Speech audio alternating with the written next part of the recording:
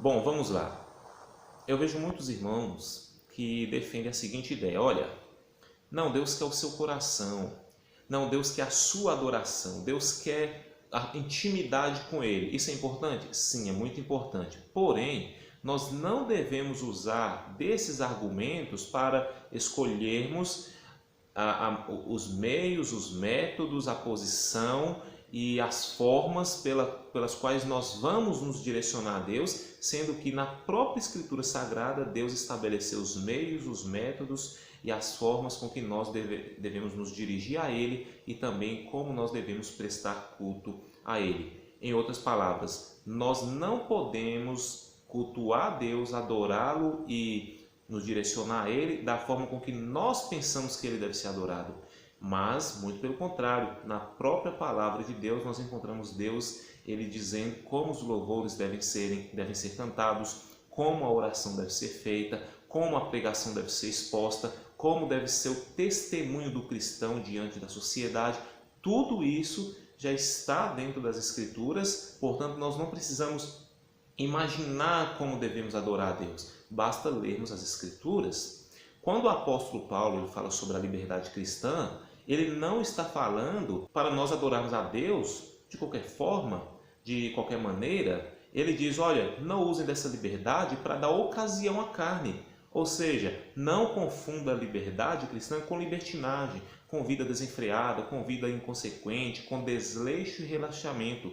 E isso não somente diante da sociedade, durante o nosso procedimento diário, mas até mesmo nos momentos de culto ao Senhor e nos momentos de oração. Ou seja, nós não podemos acreditar que pelo fato de estarmos livres em Cristo e termos essa liberdade, é que nós devemos nos apresentar e nos comportar de qualquer maneira dentro da presença do Senhor, diante da presença do Senhor.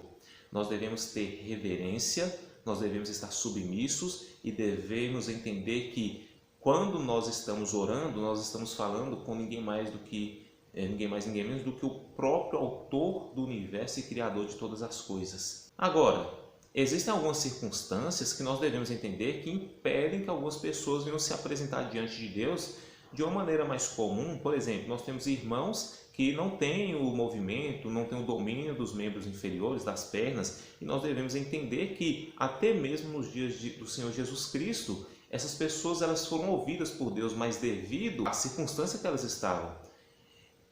Quantos acamados o Senhor Jesus ele curou, mas essas pessoas elas já vinham clamando a Deus.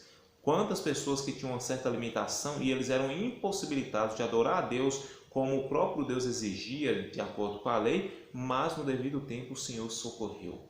O rei Ezequias, por exemplo, estava enfermo, acamado, e o profeta Isaías profetizou a ele diante da oração do próprio rei Ezequias. Imagine aquela mulher que vivia encurvada a vida inteira.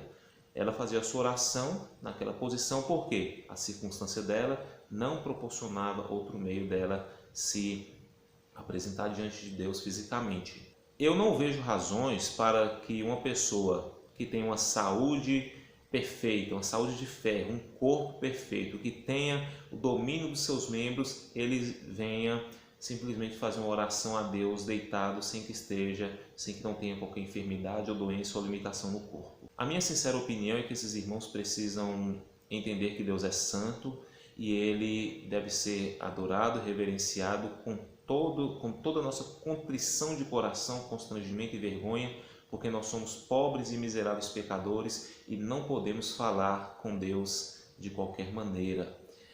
Imagine você diante de um juiz, chegando no tribunal, em uma audiência, e você conversar com o juiz com os pés no banco, assentado com os pés no banco ou deitado no chão. Ah, não, eu estou me sentindo confortável assim. Não é a forma que você acha que deve falar com o juiz que será aceita. É a forma com que o juiz exige que você se apresente na audiência, no tribunal, certo? Agora existem algumas questões que ultrapassam em alta velocidade o cúmulo do absurdo. Por exemplo, eu posso orar a Deus sem roupa? Gente, peraí. Por quê? De onde é que as pessoas tiram esse pensamento? Isso é até mesmo ilógico, isso é incoerente, não tem sensatez e prudência nenhuma nisso. Por quê? Você não tem roupa para vestir? É isso? As roupas que você tem não te servem mais?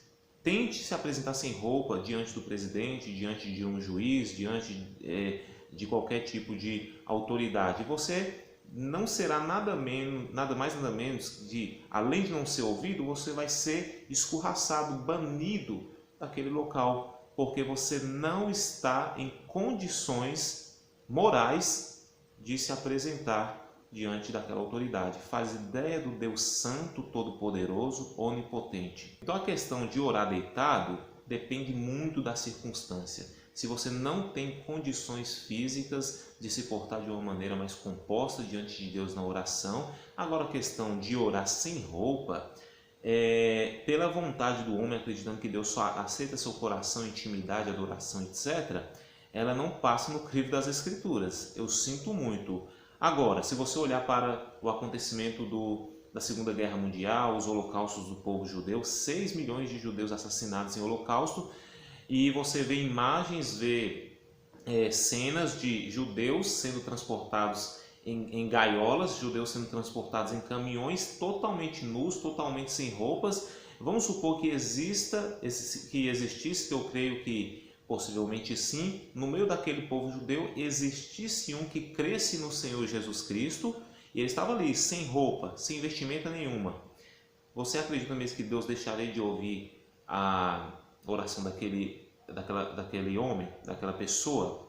Ou outra situação, de repente você está em uma viagem, sofreu algum assalto e todos os seus bens, pertences e roupas foram levadas, foram roubadas. Então tem esses casos de extrema exceções, certo? Agora, se você tem como se vestir, tem como se apresentar sentado, assentado, de joelhos, em pé, diante da presença de Deus, eu não vejo motivo pelo qual você sinta qualquer prazer, deleite em orar deitado e sem roupa.